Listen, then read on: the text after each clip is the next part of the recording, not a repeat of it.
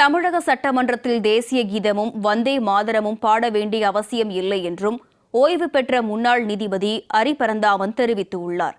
சென்னை சேப்பாக்கத்தில் உள்ள பத்திரிகையாளர் மன்றத்தில் செய்தியாளர்களுக்கு பேட்டியளித்த அவர் இதனை தெரிவித்தார். இந்த தேசிய பாடலாக சொல்றாங்க பாருங்க, அந்த வந்தே மாதரம் பாடல் சுதந்திர போராட்ட எழுச்சிக்கு உதவி செய்தது என்பது வேறு. ஆனால் அந்த வந்தே மாதரம் பாடல் இந்திய நாட்டை பற்றிய பாடல் அல்ல.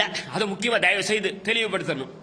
அந்த பாடல் ஒன்றுபட்ட வங்கம்னா இன்றைய ஒரிசா, பீகார், மேற்கு வங்கம், கிழக்கு வங்கம் அனைத்தையும் சேர்ந்த, ஏன்னா அந்த பாடல்ல 7 கோடி மக்களை குறிப்பிடுறாங்க. யார் 7 கோடி மக்கள்? பாரதி என்ன சொல்றான்? 30 கோடி அப்படின்னு சொல்றான்.